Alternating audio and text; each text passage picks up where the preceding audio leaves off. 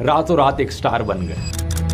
अगले कुछ सालों में जुबीन एक के बाद एक हिट देते गए और पूरी तरीके से आसाम के लोगों की इमेजिनेशन पर छा गए। खास तौर पर युवाओं में इनकी लोकप्रियता सबसे ज्यादा थी। जुबीन के गाने आसाम की वादियों, खेतों और चाय के बागानों में गूंजने लगे। हर मौके के लिए जुबीन का एक गाना था और इन गानों ने लोगों को निराशा के बावजूद अपनी जमीन और अपने कल्चर से प्यार करने की वजह दी। कहा जाता है कि 1990s में आसाम को जुबीन की जरूरत थी। उन्हें एक ऐसा सिंगर चाहिए था जो उनके कॉन्ट्रडिक्शंस, उनकी इनसिक्योरिटी और उनके कल्चरल प्राइड को गानों के जरिए बयां कर सके। बारे घूरी घूरी दापुनते सारा तुमी निजके हाजी कासी।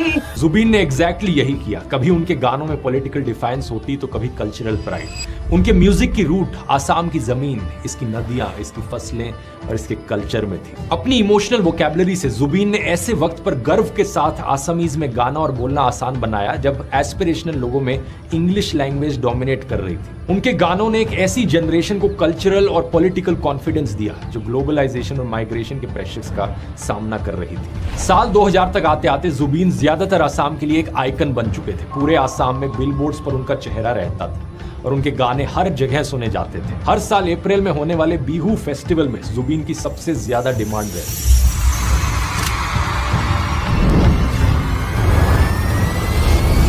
इसी बीच जुबीन बॉलीवुड में काम करने के लिए मुंबई भी पहुंचे और 2006 में गैंगस्टर फिल्म के या अली गाने ने उन्हें देश भर में फेमस कर दिया। आसाम से बाहर ज्यादातर लोग उन्हें इसी गाने के लिए जानते हैं, लेकिन इसके अलावा भी उन्होंने क्रिश में दिल तू ही बता जैसे कई और हिट गाने भी दिए थे। लेकिन सबसे दिलचस्प बात यह है कि जब वो बॉलीवुड में अपने करियर में अपनी पीक पर थे तभी उन्होंने मुंबई को छोड़ दिया और आसाम वापस आ गए। एक इंटरव्यू में उन्होंने कहा कि बॉलीवुड में बहुत एटीट्यूड है। जुबीन ने कहा कि आसाम में वो एक राजा की तरह है। राजा को कभी भी अपना किंगडम छोड़ना नहीं चाहिए। कुल मिलाकर इन्होंने 40 से ज्यादा भाषाओं में 38,000 से ज्यादा गाने रिकॉर्ड किए। आसामीज और हिंदी के अलावा यहाँ पर तेलुगु, तमिल, मलयालम, नेपाली, भोजपुरी, बंगाली और नॉर्थ ईस्ट की ऑलमोस्ट हर एक भाषा शामिल थी। ये 12 अलग अलग म्यूजिकल इंस्ट्रूमेंट्स भी प्ले कर सकते थे। लेकिन ट्रेजेडी ये है कि इतने टैलेंट के बावजूद, इतने सारे अलग अलग गाने रिकॉर्ड करने के बावजूद इन्हें बहुत कम पैसे मिलते थे। इनके मैनेजर सिद्धार्था शर्मा ने रिवील किया कि इनके 38,000 रिकॉर्डेड गानों के राइट्स प्रोडक्शन हाउसेज और म्यूजिक कंपनीज के पास थे